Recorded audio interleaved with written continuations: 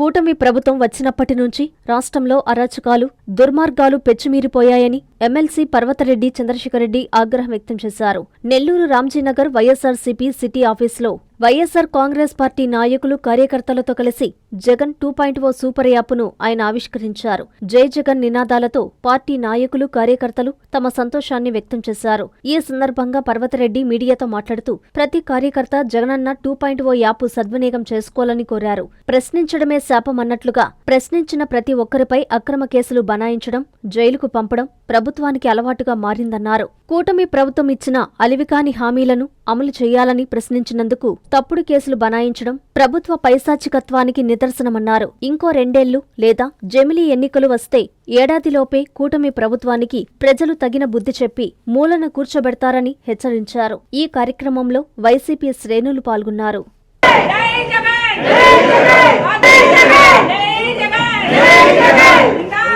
2024లో కూటమి ప్రభుత్వం వచ్చినప్పటి నుంచి కూడా ఆంధ్ర రాష్ట్రంలో ఎప్పుడూ చూడనటువంటి పరిస్థితిని చూస్తూ ఉన్నాం. దారుణమైనటువంటి నేరాలు అంటే వారిని కనుక ప్రశ్నిస్తే పేదల పక్షాన్ని నిలబడి కానీ, అలానే మహిళలు, ఉద్యోగులు, నిరుద్యోగులు వీరందరి తరఫున ఏదైతే హామీలు ఇచ్చినారో ఆ హామీలు నెరవేర్చడంలో కానీ, అలానే వారికి జరుగుతున్నటువంటి అన్యాయాలపైన వైఎస్ఆర్సీపీ పోరాడే క్రమంలో కానీ, మాట్లాడుతున్నటువంటి క్రమంలో కానీ అనేకమైనటువంటి కేసులు పెట్టడం, వారందరినీ కూడా కారాగారాల్లో నిర్బంధించడం ఈరోజు మనం ప్రతిరోజు కూడా చూస్తున్నటువంటి అంశమే. గతంలో ఎప్పుడు కూడా ఆంధ్ర రాష్ట్రంలో ఎప్పుడు ఎలాంటి రాజకీయాలు ఎప్పుడు చూడలా. చాలామంది ముఖ్యమంత్రులు, చాలా ప్రభుత్వాలు కూడా మనం చూడగలిగినాం. కానీ ఎప్పుడు కూడా చూడనటువంటి పరిస్థితులు ఈరోజు ఆంధ్ర రాష్ట్రంలో కనపడతా ఉన్నాయి. దీనికి తోడు ఇటీవల కాలంలో ఏదైనా కనుక పోస్టింగ్స్ పెడితే జరుగుతున్నటువంటి అన్యాయాల మీద కానీ, మా మీద జరుగుతున్నటువంటి దాడులు కానీ, ప్రజల పక్షాన నిలబడి లేదా ప్రజల మీద జరుగుతున్నటువంటి దాడులను కానీ అందరికీ కూడా చూపించే క్రమంలో వైఎస్ఆర్సీపీ కనుక సోషల్ మీడియాలో యాక్టివ్గా కనుకుంటే వాటన్నిటిని కూడా వ్యవస్థలను మేనేజ్ చేయడంలో మొదటి నుంచి కూడా తెలుగుదేశం పార్టీ సిద్ధహస్తులు. మరి ఆ విధంగా ఈరోజు సోషల్ మీడియాను కూడా అన్ని ప్లాట్ఫామ్స్ని మేనేజ్ చేసి ఏదైతే వైఎస్ఆర్సీపీ నాయకులు కానీ, కార్యకర్తలు కానీ ఏదైతే పోస్టింగ్స్ పెడతారో తెలుగుదేశం పార్టీ చేస్తున్నటువంటి అన్యాయాలు, ఆకృత్యాలు, వారు చేస్తున్నటువంటి మోసాలు, దుర్మార్గాలు వాటన్నింటినీ కూడా ప్రజలకు చూపించే పక్షంలో ఏదైతే సోషల్ మీడియాలో పెడతా ఉంటామో వాటన్నింటినీ కూడా డిలీట్ చేస్తున్నటువంటి పరిస్థితి స్వయంగా నేనే అనుభవించాను.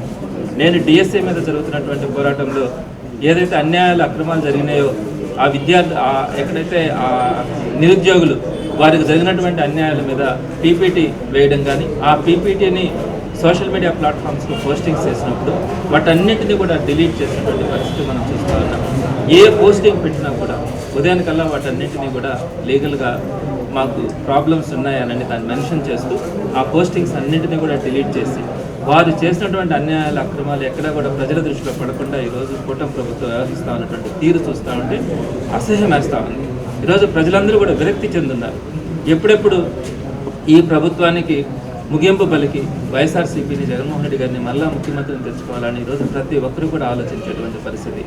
మరలా జగన్ గారే వస్తారు, మరలా జగనన్నే ముఖ్యమంత్రి అవుతారు, మరలా ఈ రాష్ట్రానికి మంచి రోజులు వస్తాయి అన్న ఆలోచనతో ఈరోజు ప్రతి పేదవాడి దగ్గర నుంచి ఉన్నత స్థాయి వర్గాల వరకు ప్రతి ఒక్కరూ కూడా ఈరోజు ఆవేదనతో ఎదురు చూస్తున్నటువంటి పరిస్థితిని చూస్తూ ఉన్నాం.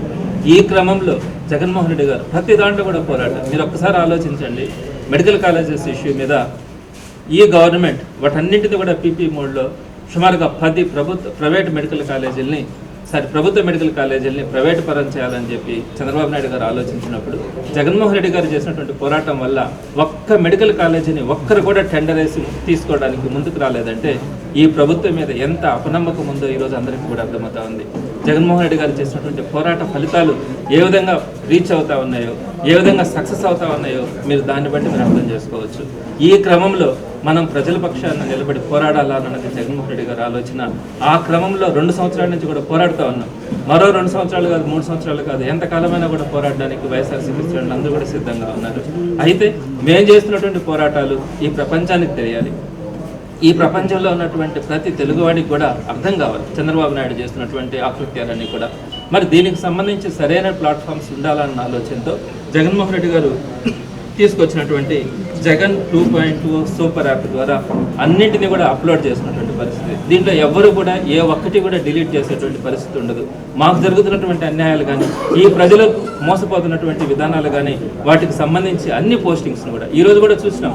గుంటూరులో తెలుగుదేశం పార్టీ నాయకులు ఏ విధంగా బరి తెగించి ఒక మహిళని రోడ్డు మీద తీసుకొచ్చి వివస్త్రణ చేసి ఆమెను కొట్టినటువంటి విధానాన్ని కూడా ఈరోజు మనం గుంటూరులో స్వయంగా చూసినాం. తెలుగుదేశం పార్టీ నాయకుడు చేసినటువంటి దుస్థితి. ఇటువంటి వాటి గురించి కనుక ప్రశ్నిస్తే, వాటి గురించి కనుక పోస్టింగ్స్ పెడితే అన్ని ప్లాట్ఫామ్స్లు కూడా డిలీట్ చేస్తున్నటువంటి క్రమంలో ఈ యాప్ని తీసుకొని వచ్చి ఈ యాప్లో ప్రతి కార్యకర్త, ప్రతి నాయకుడు కూడా వాళ్ళు పడుతున్నటువంటి బాధలు కానీ ప్రజల తరపున నిలబడి పోరాడే క్రమంలో వాటన్నిటికీ కూడా ఈ ప్రపంచంలో ఉన్నటువంటి ప్రతి తెలుగువాడికి కూడా మనం చూపించాలన్న ఆలోచనతో తీసుకొస్తున్నటువంటి ఈ యాప్ను ఉపయోగించుకొని వైఎస్ఆర్సీపీ కార్యకర్తల నాయకులు రాబోయే రోజుల్లో ఉత్సాహంగా ముందుకెళ్తారని కూడా జగన్మోహన్ రెడ్డి గారు భావించి ఈ యాప్ను తీసుకురావడం జరిగింది. ఈ ప్లాట్ఫామ్లో ప్రతి ఒక్క కార్యకర్త, ప్రతి ఒక్క నాయకుడు కూడా జరుగుతున్నటువంటి అన్యాయాలన్నింటినీ కూడా స్వేచ్ఛగా పోస్ట్ చేసుకునే దానికి అవకాశం ఉంటుంది. ఇందులో ఏ ఒక్కరు కూడా డిలీట్ చేసే పరిస్థితి కూడా దీంట్లో ఉండదు. కాబట్టి తద్వారా ఈ ప్రపంచానికి మనం వాస్తవాలు తెలియచేయబోతా ఉన్నామని చెప్పి సంతోషంగా కూడా తెలియజేస్తా ఉన్నాం. ఎన్నో రోజులు లేదు, ఇంకొక 2 సంవత్సరాలు లేదా అన్ని కాలం కలిసి వస్తే తప్పకుండా జమిలీ ఎలక్షన్స్ రాబోతా ఉన్నాయి. మరొక సంవత్సరం లోపల ఈ ప్రభుత్వానికి అందరూ కూడా ముగింపు పలికే రోజులు కూడా ఉన్నాయి. ఆ రోజుల వరకు కూడా అందరూ కూడా వెయిట్ చేస్తూ ఉన్నారు. వైఎస్ఆర్సీపీ నాయకులు, కార్యకర్తలుగా తప్పకుండా కూడా ఈ ప్రభుత్వం మీద రాబోయే రోజుల్లో ఇదే విధమైనటువంటి పోరాటాన్ని కొనసాగిస్తామని తెలియజేస్తా ఉన్నారు.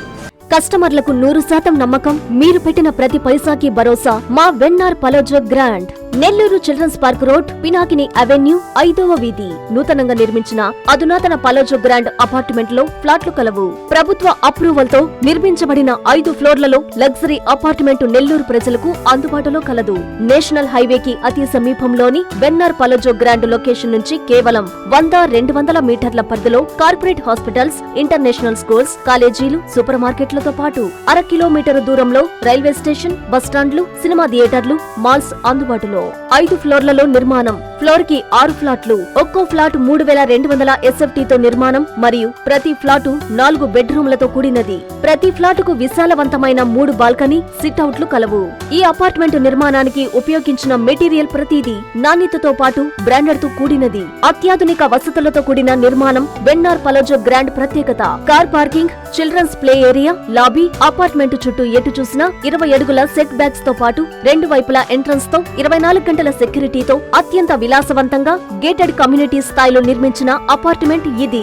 Ready to occupy. పూర్తి వివరాలకు సంప్రదించండి. Phone number 9963337753.